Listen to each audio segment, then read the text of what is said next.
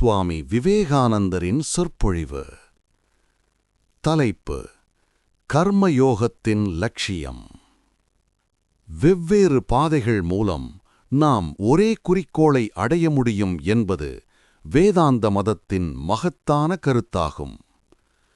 இந்த பாதைகளை நான் பொதுவாக கர்மம், பக்தி, யோகம் என்று 4ஆக பிரித்திருக்கிறேன். ஆனால் இந்த பிரிவுகள் துல்லியமாக கோடிட்டு பிரிக்கப்படாதவை. ஒவ்வொன்றும் முற்றிலும் தனியானவை அல்ல, ஒன்றோடொன்று கலந்தவை என்பதை நினைவில் கொள்ள வேண்டும். இந்த கலப்பில் எந்த அடையாளம் முக்கியமாக தென்படுகிறதோ அதை வைத்து அந்த பிரிவை அழைக்கிறோம். கர்மத்தைத் தவிர வேறெதுவும் செய்ய முடியாதவர்கள், பக்தியுடன் வழிபடுவதைத் தவிர வேறெதையும் செய்ய முடியாதவர்கள், வெறும் ஞானத்தைத் தவிர வேறெதுவும் அற்றவர்கள் என்று தனித்தனியாக யாரையும் நீங்கள் காண முடியாது. எத்தகைய மனப்போக்கு, எந்த அடையாளம் ஒருவரிடம் சிறந்து விளங்குகிறதோ அதற்கேற்ப இந்த பிரிவுகள் வகுக்கப்பட்டுள்ளன. கடைசியில் இந்த 4 பாதைகளும் சேர்ந்து ஒன்றாகிவிடுவதை நாம் கண்டோம். எல்லா மதங்களும், எல்லா செயல்முறைகளும், எல்லா வழிபாட்டு முறைகளும் ஒரே லட்சியத்தை நோக்கியே நம்மை அழைத்துச் செல்கின்றன. அந்த லட்சியம் எது என்பதைக் காட்ட நான் முயன்றுள்ளேன். நான் புரிந்து கொண்டபடி அந்த லட்சியம் முக்திதான், சுதந்திரம்தான்.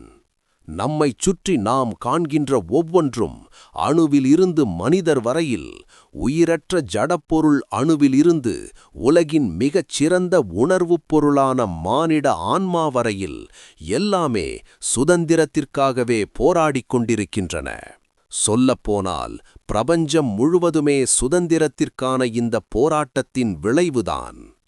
எந்த கூட்டுப்பொருளை எடுத்துக்கொண்டாலும் அதன் ஒவ்வொரு அணுவும் தன் சொந்த வழியில் செல்லவே, பிற அணுக்களிலிருந்து பறந்து விலகவே முயல்கின்றன. அவை அவ்வாறு விலகிச் செல்லாமல் மற்ற அணுக்கள் அவற்றை பிடித்துக் கொண்டிருக்கின்றன. பூமி சூரியனிலிருந்து பறந்தோட முயல்கிறது, சந்திரன் பூமியிலிருந்து விலகிச் செல்லத் துடிக்கிறது. ஒவ்வொரு பொருளும் எல்லையற்று அகன்று வியாபிக்கின்ற தன்மையுடையதாக உள்ளது. இந்த பிரபஞ்சத்தில் நாம் காணும் அனைத்தின் அடிப்படையும் சுதந்திரத்திற்கான ஒரு போராட்டமே. இந்த இயல்பின் உந்து வேகத்தால்தான் மகான் பிரார்த்திக்கிறார், திருடன் கொள்ளையடிக்கிறான். செயலின் பாதை சரியான திசையில் இல்லை என்றால் அதை நாம் தீமை என்கிறோம். இதே உந்துவேகம் சரியான உயர்ந்த வழியில் வெளிப்படுமானால் அதை நன்மை என்று கூறுகிறோம். ஆனால் இரண்டிலும் உந்துவேகம் ஒன்றுதான், அது சுதந்திரத்திற்கான போராட்டம். தான் கட்டுண்ட நிலையில் இருப்பதை அறிந்து மகான் வேதனை கொள்கிறார், அதிலிருந்து விடுபட விரும்புகிறார், அதற்காக இறைவனை வணங்குகிறார். குறிப்பிட்ட சில பொருட்கள் தன்னிடம் இல்லை என்பதால் வேதனை கொள்கிறான் திருடன். அந்த தேவையை பூர்த்தி செய்து அதிலிருந்து விடுபட விரும்புகிறான், அதனால் திருடுகிறான். எனவே உணர்வுள்ளதாகட்டும் உணர்வற்றதாகட்டும், இயற்கை அனைத்திற்கும் ஒரே லட்சியம் சுதந்திரம்தான். அறிந்தோ அறியாமலோ ஒவ்வொன்றும் அந்த சுதந்திரத்திற்காகவே போராடிக் கொண்டிருக்கின்றன. ஆனால் ஒரு மகான் தேடுகின்ற சுதந்திரம் திருடன் தேடுகின்ற சுதந்திரத்திலிருந்து முற்றிலும் வேறுபட்டது. மகான் நாடுகின்ற சுதந்திரம் அவரை எல்லையற்ற இன்பத்திற்கு, விவரிக்க முடியாத ஆனந்தத்திற்கு அழைத்துச் செல்கிறது. திருடன் நேசிக்கின்ற ஒன்றோ அவனது ஆன்மாவை மேலும் மேலும் பல்வேறு சங்கிலிகளால் கட்டி சிறையிடுகிறது. சுதந்திரத்திற்கான இந்த போராட்டத்தின் வெளிப்பாட்டை ஒவ்வொரு மதத்திலும் காண முடியும். எல்லா நன்னெறிகளுக்கும் சுயநலமின்மைக்கும், அதாவது சிறிய உடம்பே தாங்கள் என்று மனிதர்கள் எண்ணுவதிலிருந்து விடுபடுவதற்கும் அதுதான் அடிப்படையாக உள்ளது. நல்லது செய்கிறான் என்றால், பிறருக்கு உதவுகிறான் என்றால், நான் எனது என்னும் குறுகிய வட்டத்திற்குள் அவனால் அடங்கி கிடக்க முடியவில்லை என்பதே பொருள். இந்த சுயநலத்தை எவ்வளவு விடலாம் என்பதற்கான எல்லைகள் எதுவும் இல்லை. முழுமையான சுயநலமின்மையே லட்சியம் என்றுதான் மிகச்சிறந்த நன்னெறி கோட்பாடுகள் எல்லாமே போதிக்கின்றன. இந்த முழுமையான சுயநலமின்மையை ஒருவன் அடைந்தால் அவன் என்ன ஆவான்? அவன் அதன் பிறகு ஒரு சிறியவனாக திரு இன்னார் ஆக இருக்க மாட்டான். எல்லையற்ற விரிவை பெற்று விடுவான். முன்பு அவனுக்கிருந்த சிறியதான தனி மனிதத்துவம் என்றென்றைக்குமாக அவனிடமிருந்து போய்விடும். அவன் எல்லையற்றவனாகி விடுவான். இந்த எல்லையற்ற விரிவுதான் எல்லா மதங்களுடையவும் ஒழுக்கங்களுடையவும் தத்துவங்களுடையவும் போதனையின் லட்சியமாகும். மனிதனை சிறிய உடம்பிற்குள் மட்டுமே காண்பவர்கள் இந்த கருத்தை தத்துவ ரீதியாக விளக்குவதை கேட்டாலே அஞ்சி நடுங்குவார்கள். ஆனால் நன்னெறி பற்றி உபதேசிக்கும் போதும் அவர்களும் இதே கருத்தைத்தான் சொல்கிறார்கள். அவர்களும் மனிதனின் சுயநலமின்மைக்கு ஓர் எல்லையை ஏற்படுத்துவதில்லை. மனிதனை இந்த சிறிய உடம்பிற்குள் மட்டுமே காண்பவர்களுள் ஒருவன் தங்கள் பாதை மூலம் முழுமையான சுயநலமின்மையை அடைந்து விட்டான் என்று வைத்துக்கொள்வோம். அவனை வேறு பாதைகள் மூலம் அதே நிலையை அடைந்தவர்களிடமிருந்து எப்படி வேறுபடுத்தி காண்பது? அவன் இந்த பிரபஞ்சத்துடன் ஒன்றாகிவிட்டான். அப்படி ஆவதுதான் எல்லோருடைய குறிக்கோளாகும். ஆனால் இந்த அப்பாவிக்கு தன் ஆராய்ச்சி அறிவை அதன் சரியான முடிவு வரை தொடர்ந்து செல்வதற்கான தைரியமில்லை. இதுதான் வேற்றுமை. தன்னலமற்ற செயலின் மூலம் மனித வாழ்வின் லட்சியமான அந்த சுதந்திரத்தை அடைவதுதான் கர்மயோகம். தன்னலச் செயல் ஒவ்வொன்றும் நாம் லட்சியத்தை அடைவதிலிருந்து நம்மை விலக்குகிறது. சுயநலமற்ற செயல் ஒவ்வொன்றும் நம்மை அந்த லட்சியத்தை நோக்கி இட்டுச் செல்கிறது. அதனால்தான் ஒழுக்கம் என்பதற்கு கொடுக்க முடிந்த ஒரே விளக்கம் இதுதான். சுயநலமாக உள்ளது தீயொழுக்கம், சுயநலமின்மையாக உள்ளது நல்லொழுக்கம். ஆனால் விளக்கங்களுக்கு வரும்போது விஷயம் அவ்வளவு சுலபமாக தெரியவில்லை. உதாரணமாக, நான் முன்பே சொல்லியது போல் சூழ்நிலை முக்கிய பங்கு வகிக்கிறது. ஒரே செயல் ஒரு குறிப்பிட்ட சூழ்நிலையில் சுயநலமற்றதாக இருக்கும், மற்றொரு சூழ்நிலையில் சுயநலமுடையதாகிவிடும். எனவே நாம் ஒரு பொதுக் கருத்தை மட்டுமே கூற முடியும். விளக்கங்களை பொறுத்தவரையில் அந்த செயல் நிகழ்கின்ற காலம், இடம், சூழ்நிலை இவற்றை கருத்தில் கொண்டு முடிவு செய்வதற்கு விட்டுவிட வேண்டும். ஒரு நாட்டில் ஒருவிதமான நடத்தை நன்னெறியாக கருதப்படும், மற்றொரு நாட்டில் அதே நடத்தை தீயொழுக்கமாக கொள்ளப்படும். ஏனென்றால் சூழ்நிலை வேறுபடுகிறது. இயற்கை முழுமதின் லட்சியமும் சுதந்திரம்தான். முழுமையான சுயநலமின்மையின் மூலம் மட்டுமே சுதந்திர நிலையை அடைய முடியும். சுயநலமற்ற ஒவ்வொரு எண்ணமும் வாக்கும் செயலும் மனிதனை லட்சியத்தை நோக்கி அழைத்துச் செல்கிறது. எனவே அவை நன்னெறி என்று அழைக்கப்படுகின்றன. இந்த விளக்கம் ஒவ்வொரு மதத்திற்கும் நீதிநெறி கோட்பாட்டிற்கும் பொருந்துவதை நீங்கள் காணலாம். சில பிரிவுகளில் நீதிநெறி என்பது பரம்பொருளிடமிருந்து, கடவுளிடமிருந்து வந்ததாக கூறப்படுகிறது. ஒருவன் ஏன் இதைச் செய்ய வேண்டும், ஏன் அதைச் செய்யக்கூடாது என்று கேட்டால் அது இறைவனின் ஆணை என்று பதிலளிக்கிறார்கள். எதிலிருந்து வந்ததாக இருந்தாலும் அவர்களின் நீதிநெறி கோட்பாட்டிற்கும் சிறிய நான் என்ற உங்கள் தனித்துவத்தை எண்ணாதீர்கள், அதனை விட்டுவிடுங்கள் என்பதுதான் மையக்கருத்தாக இருக்கிறது. இத்தகைய உன்னதமான நீதிநெறி கருத்து இருந்தாலும் தங்கள் தனித்துவத்தை விட வேண்டும் என்று நினைக்கும்போது சிலர் அஞ்சி நடுங்குகிறார்கள். முழுக்க முழுக்க சுயநலமற்ற, தனக்கென்று எதையும் நினைக்காத, தனக்கென்று எதையும் செய்யாத, தனக்கென்று எதையும் பேசாத ஒருவனைப் பற்றி எண்ணிப் பார்த்து அவனது நான் எங்கே இருக்கிறது என்று சொல்லும்படி இந்த சிறிய நான் என்பதை பற்றிக் கொண்டிருக்கும் ஒருவனிடம் கூறுங்கள். சுயநலம் அழிந்தவனின் தனித்துவம் எங்கே இருக்கிறது என்று அவன் சொல்லட்டும். தனக்கென்று நினைத்தும் செயல்பட்டும் பேசியும் இருக்கும் வரைதான் ஒருவனுக்கு நான் என்ற எண்ணம் இருக்கும். பிறரை, அண்ட சராசரங்களை, எல்லாவற்றையும் மட்டுமே உணரும்போது அவனது நான் அது எங்கே இருக்கிறது? அது ஒரே அடியாக மறைந்துவிட்டது. எனவே கர்மயோகம் என்பது சுயநலமின்மை மற்றும் நற்செயல்களைச் செய்வதன் மூலம் சுதந்திரம் பெற வைக்கின்ற ஒரு நீதிநெறி கோட்பாடாகும், ஒரு நெறியாகும். கர்மயோகி எந்தவிதமான கோட்பாட்டையும் நம்ப வேண்டும் என்ற அவசியமில்லை. அவனுக்கு கடவுளிடம் கூட நம்பிக்கை வேண்டும் என்பதில்லை. ஆன்மா எது என்பது பற்றி கவலைப்பட வேண்டியதில்லை. தத்துவங்களை பற்றி சிந்திக்க வேண்டியதில்லை. சுயநலமின்மையை உணர வேண்டும் என்ற சிறப்பான சொந்த லட்சியம் அவனுக்கு உள்ளது. அதை அவன் தன் சொந்த வழியில் நிறைவேற்றிக் கொள்ளவும் வேண்டும். வாழ்வின் ஒவ்வொரு கணத்திலும் இந்த உண்மை அவன் முன் பிரகாசித்துக் கொண்டே இருக்க வேண்டும். ஏனெனில் ஞானி தன் அறிவின் மூலமாகவும் அக விழிப்புணர்வின் மூலமாகவும் பக்தன் தன் அன்பின் மூலமாகவும் தீர்வு காண்கின்ற அதே பிரச்சனையை ஒரு கர்மயோகி எந்தவிதமான கொள்கை மற்றும் கோட்பாட்டின் துணையின்றி வெறும் செயலின் மூலம் மட்டுமே தீர்வு காண வேண்டியவனாக இருக்கிறான். இப்போது அடுத்த கேள்வி வருகிறது. செயல் என்பது என்ன? உலகிற்கு நன்மை செய்வது என்பது என்ன? நம்மால் உலகிற்கு உதவி செய்ய முடியுமா? சரியாக சொல்வதானால் உதவி செய்ய முடியாது. சாதாரண நிலையிலிருந்து சொல்வதானால் உதவி செய்ய முடியும். நிரந்தரமான நன்மையை நாம் உலகிற்குச் செய்ய முடியாது. அப்படி செய்ய முடியுமானால் உலகம் இப்போதுள்ள நிலையில் இருந்திருக்காது. நாம் ஒரு மனிதனின் பசியை 5 நிமிடங்களுக்கு தீர்த்து வைக்கலாம். ஆனால் அவனுக்கு மறுபடியும் பசி எடுக்கவே செய்யும். ஒருவனுக்கு நாம் எவ்வளவு இன்பங்களை அள்ளி வழங்கினாலும் அவையெல்லாம் கண நேரத்திற்கே நிலைக்கும். திரும்ப திரும்ப வருகின்ற இந்த சுகதுக்கம் எனப்படுகின்ற காய்ச்சலை நிரந்தரமாக குணப்படுத்த யாராலும் முடியாது. அழியாத இன்பம் என்ற ஏதாவது ஒன்றை உலகத்திற்கு கொடுக்க முடியுமா? கடலில் ஏதாவது ஓரிடத்தில் வெற்றிடத்தை ஏற்படுத்தாமல் அலைகள் எழ முடியாது. மனிதனின் தேவைகளையும் ஆசைகளையும் கருத்தில் கொண்டு பார்த்தால் இந்த உலகத்தில் இருக்கின்ற நல்ல பொருட்களின் ஒட்டுமொத்தம் எப்போதும் ஒரே அளவில்தான் இருக்கிறது. அதை குறைக்கவோ கூட்டவோ முடியாது.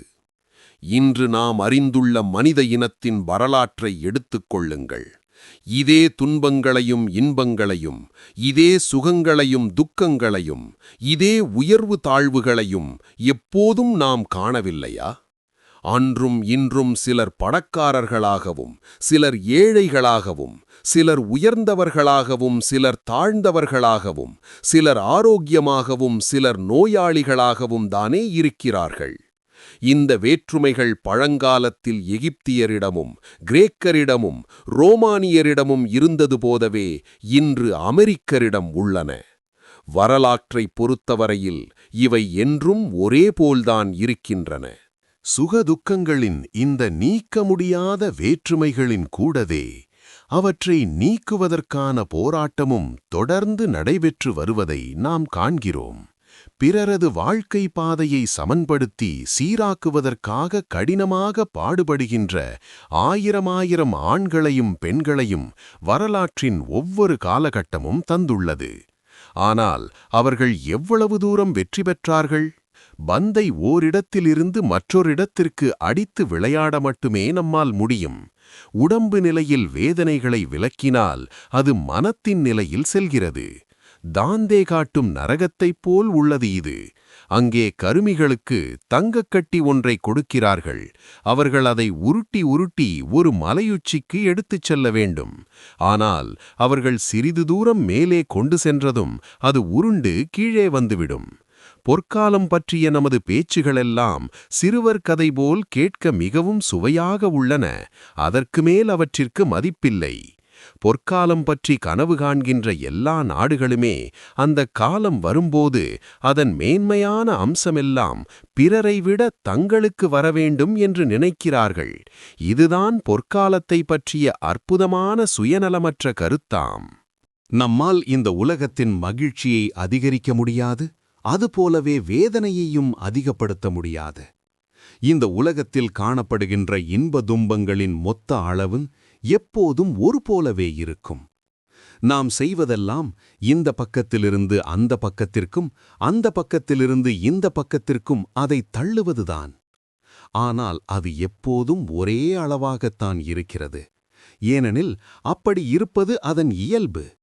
ஏற்றமும் இரக்கமும், எழுச்சியும் வீழ்ச்சியும் உலகத்தின் இயல்பு. அப்படி இல்லை என்று கருதுவது சாவே இல்லாமல் வாழ்வோம் என்று கூறுவதைப் போன்றது. சாவே இல்லாத வாழ்வு என்பது சிறிதும் பொருளற்றது. ஏனெனில் வாழ்வு என்றால் அதில் சாவு என்பதும் அடங்கியே உள்ளது. அதுபோலவே இன்பம் என்றால் அதில் துன்பமும் அடங்கியே உள்ளது. விளக்கு எரியும்போது அழிந்து கொண்டே இருக்கிறது.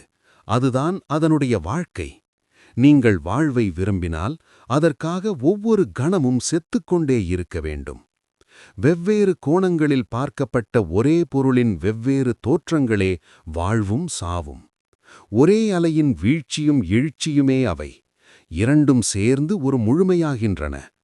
ஒருவன் வீழ்கின்ற பக்கத்தை பார்த்துவிட்டு துன்பநோக்கு உடையவனாகிறான். மற்றொருவன் எழுகின்ற பக்கத்தை பார்த்துவிட்டு இன்பநோக்கு உடையவனாகிறான். சிறுவன் பள்ளி செல்கிறான். தாயும் தந்தையும் அவனுக்கு வேண்டியதையெல்லாம் கவனித்துக் கொள்கிறார்கள். அவனுக்கு எல்லாமே ஆனந்தமயமாக இருக்கின்றன. அவனுடைய தேவைகளும் சொற்பமே. அவன் எல்லாவற்றையும் இன்பமயமாகக் காண்கிறான். வயதானவனோ பல்வேறான தன் அனுபவங்களின் காரணமாக பரபரப்பின்றி இருக்கிறான்.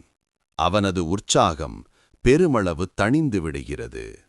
அதுபோலவே நான்புறமும் அழிவின் சின்னங்களே காணப்படுகின்ற பழைய நாடுகள் புதிய நாடுகளை விட உணர்ச்சி குன்றிக் காணப்படுவது இயல்புதான். இந்தியாவில் 1000 ஆண்டுக்கு நாடு 1000 ஆண்டுக்குக் காடு என்ற ஒரு பழமொழி உள்ளது. இவ்வாறு நாடு காடாவதும் காடு நாடாவதும் எங்குமே நடந்து கொண்டுதான் இருக்கிறது. பார்க்கின்ற பக்கத்தை பொறுத்து மக்களை இன்பநோக்கு அல்லது துன்பநோக்கு கொண்டவர்களாக ஆக்கத்தான் செய்கிறது. அடுத்து நாம் எடுத்துக்கொள்வது சமத்துவக் கருத்து. இந்த பொற்காலக் கருத்துக்கள் மனிதர்களை வேலையில் ஈடுபடுத்துவதற்குச் சிறந்த தூண்டு சக்திகளாக விளங்கி வருகின்றன. கடவுள் இந்த உலகை ஆள்வதற்கு வரப்போகிறார். அதன்பின் எந்தவித வேற்றுமைகளும் இருக்காது என்று இந்தக் கருத்தை பல மதங்களும் தங்கள் ஓர் அம்சமாக பிரச்சாரம் செய்கின்றன. இந்த கோட்பாட்டை பிரச்சாரம் செய்பவர்கள் வெறும் கொள்கை வெறியர்கள். ஆனால் மனிதர்களுள் மிக நேர்மையானவர்களும் இந்த வெறியர்கள்தான். இந்த கொள்கை வெறியின் வெறும் கவர்ச்சியின் அடிப்படையில்தான் கிறிஸ்தவ மதம் பிரச்சாரம் செய்யப்பட்டது.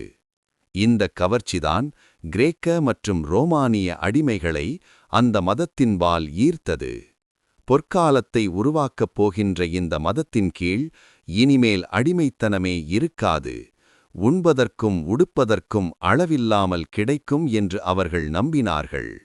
அதனால் கிறிஸ்தவ மதத்தில் கூட்டம் கூட்டமாக சேர்ந்தார்கள். இந்த கருத்தை முதலில் பிரச்சாரம் செய்தவர்கள் கொள்கை வெறிபிடித்த அறிவிலிகள் என்பதில் சந்தேகமே இல்லை. ஆனால் அவர்கள் மிகவும் நேர்மையானவர்கள். நவீன காலத்தில் இந்த பொற்கால லட்சியம் சுதந்திரம், சமத்துவம், சகோதரத்துவம் என்ற உருவில் எல்லாம் வருகிறது. இதுவும் கொள்கை வரிதான்.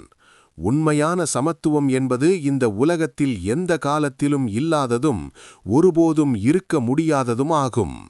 இங்கே நாம் எல்லோரும் எப்படி சமமாக இருக்க முடியும்? இருக்க முடியாத இந்த சமத்துவத்தின் பொருள் அழிவு என்பதே. இந்த உலகத்தை இப்போதைய நிலையில் வைத்திருப்பது எது? சமநிலையிலிருந்து வழுவியதுதான்.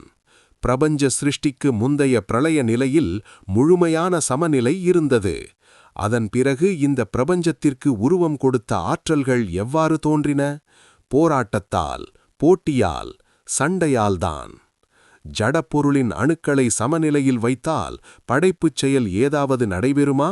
முடியாது என்று விஞ்ஞானம் கூறுவது நமக்கு தெரியும். தண்ணீரின் மேற்பரப்பில் ஒரு சிறு சலனத்தை ஏற்படுத்துங்கள். தண்ணீரின் ஒவ்வொரு துளியும் ஒன்றுடன் ஒன்று முட்டி மோதியவாறு மீண்டும் பழைய அமைதியான நிலைக்கு திரும்ப முயல்வதை காணலாம். இதுபோலவே நாம் பிரபஞ்சம் என்று அழைக்கின்ற இந்த எல்லாமே, அதிலுள்ள பொருட்கள் எல்லாமே முழுமையான சமநிலையை திரும்ப அடைவதற்காக போராடிக் கொண்டிருக்கின்றன. அதை அடைந்துவிட்டால் மறுபடியும் ஒரு சலனம் எழுகிறது. உடனே ஜடப்பொருள் அணுக்கள் சேர்கின்றன. படைப்புச் செயல் நடைபெறுகிறது. சமநிலையின்மைதான் படைப்பின் உண்மையான அடிப்படை. அதேவேளையில் சமநிலையை குலைக்கின்ற சக்திகள் படைப்பிற்கு எவ்வளவு முக்கியமோ, சமநிலையை அடையப் போராடுகின்ற சக்திகளும் அதே அளவு முக்கியமானதாகும். முழுமையான சமத்துவம், அதாவது எல்லா நிலைகளிலும் போராடிக் கொண்டிருக்கின்ற எல்லா சக்திகளும் முழுமையான சமநிலை அடைவது என்பது இந்த உலகில் ஒருபோதும் ஏற்பட முடியாததாகும். அத்தகைய நிலையை அடையும் முன்னர் இந்த உலகம் எந்த உயிரும் வாழ தகுதியற்ற இடமாகிவிடும்.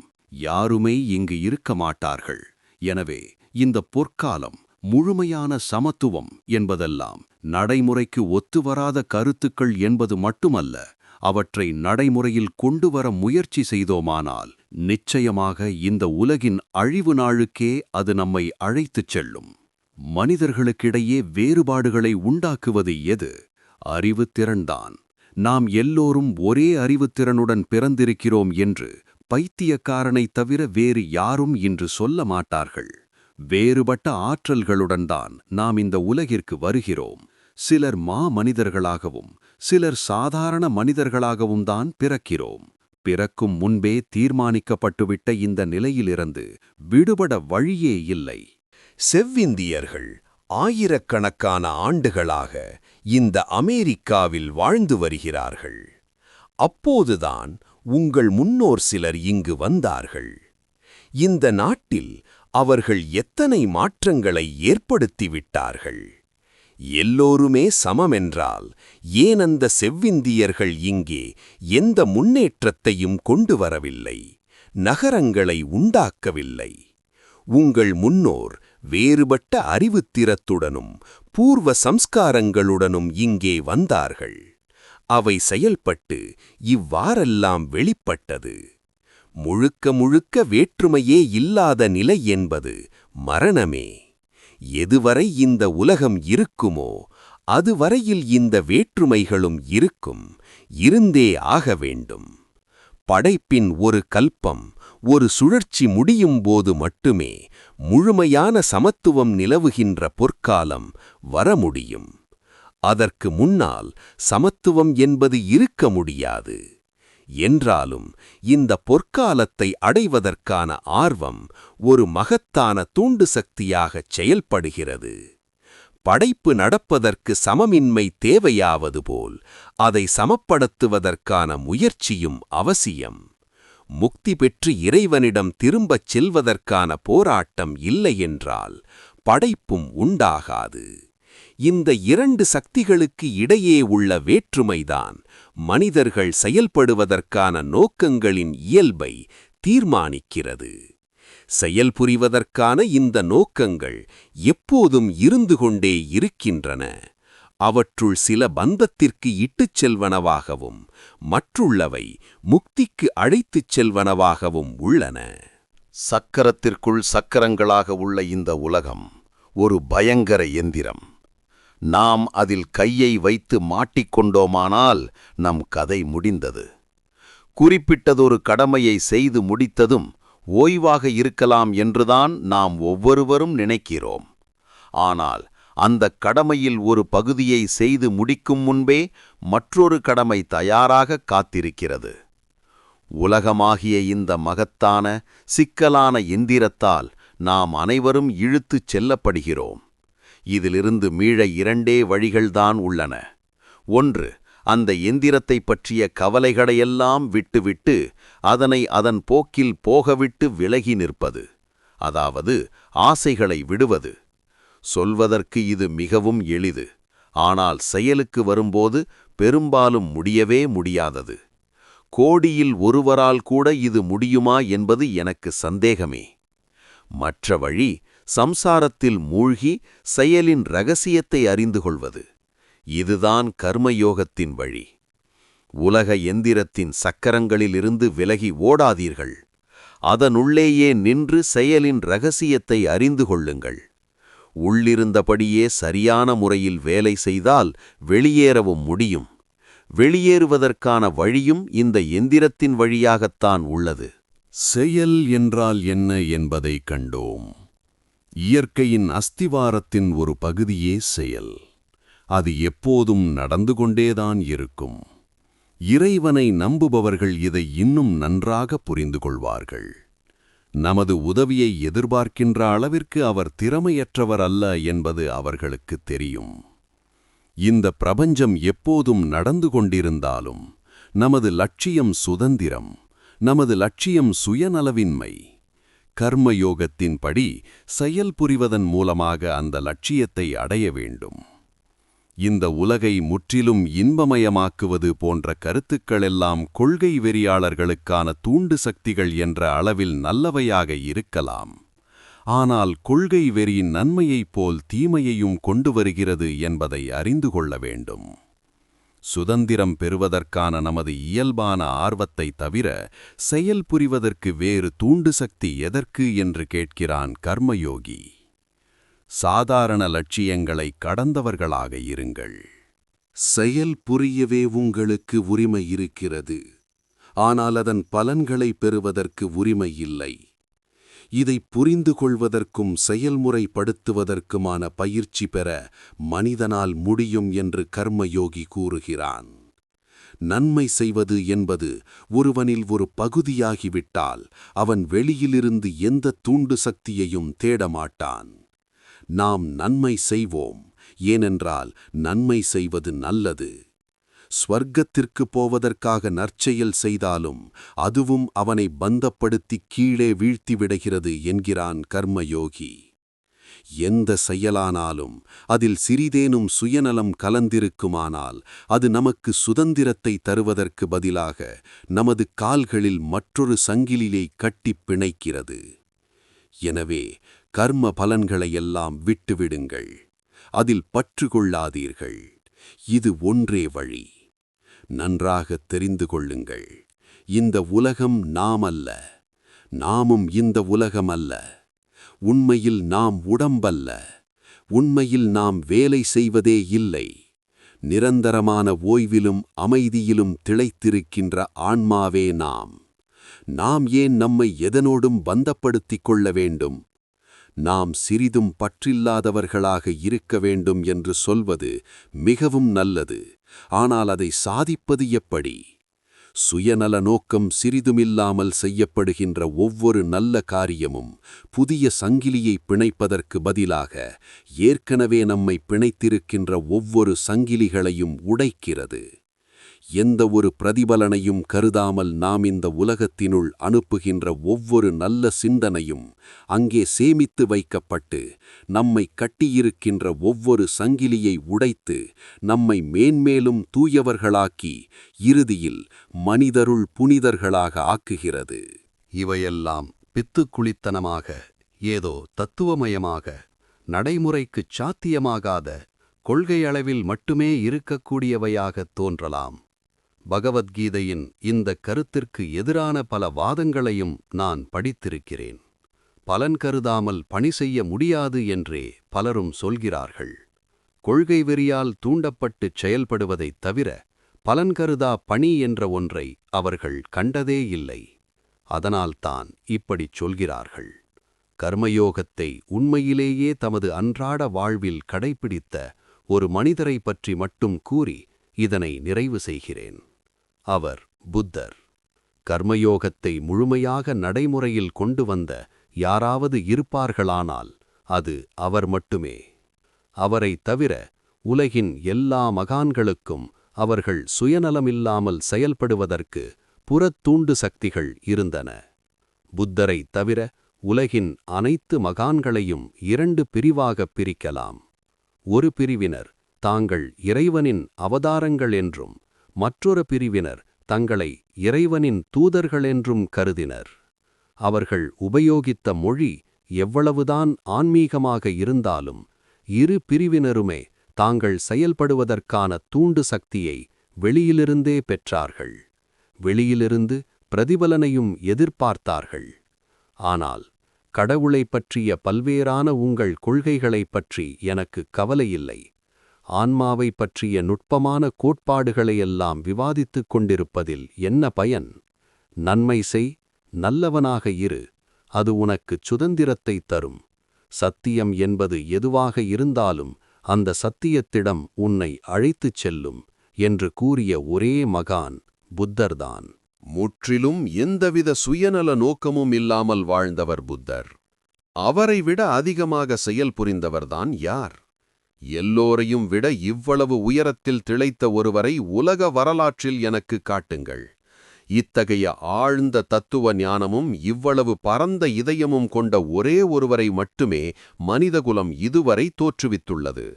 இந்த மகத்தான தத்துவ ஞானி மிக உயர்ந்த தத்துவத்தை உபதேசித்தார். அதே வேளையில் மிக சாதாரணமான விலங்குகளிடமும் ஆழ்ந்த இரக்கமுடையவராக இருந்தார். அவர் தனக்காக எந்த தனி உரிமையையும் கோரவில்லை. அவர்தான் முழுக்க முழுத்த எந்தவிதமான தூண்டுதல்களும் இல்லாமல் செயல்பட்ட லட்சிய கர்மயோகி. இதுவரை பிறந்தவர்களுள் மாமனிதர் என்று அவரை மனித வரலாறு காட்டுகிறது. ஒப்புவமையில்லாத அளவிற்கு கனிவும் அறிவும் அவரிடம் சங்கமித்திருந்தது. இத்தகைய சங்கமத்தை இதுவரை பூமி கண்டதில்லை. இதுவரை வெளிப்பட்டவற்றுள் மகோன்னதமான ஆன்ம சக்தியின் நிலைக்களன் அவர். உலகம் முதன்முதலாகக் கண்ட மாபெரும் சீர்திருத்தவாதி அவர். சாஸ்திரங்கள் கூறுகின்றன என்பதற்காக ஒன்றை நம்பாதீர்கள். தேசிய பாரம்பரியம் என்பதற்காக நம்பாதீர்கள். சிறு வயதிலிருந்தே உங்களுக்கு உபதேசிக்கப்பட்டது என்பதற்காக நம்பாதீர்கள். உங்கள் அறிவால் ஆராய்ந்து பாருங்கள். பகுத்து உணர்ந்து கொண்ட பிறகு அது எல்லோருக்கும் நன்மை தரும் என்று கண்டால் அதனை நம்புங்கள். வாழ்வில் அதை செயல்படுத்துங்கள். மற்றவர்களும் அதை பின்பற்ற உதவுங்கள் என்று முதன்முதலாக துணிவுடன் முழங்கியவர் அவர். பணமோ புகழோ வேறு எந்த பிரதிபலனையுமோ எதிர்பார்க்காமல் யார் வேலை செய்கிறார்களோ அவர்களே சிறப்பாக வேலை செய்ய முடியும்.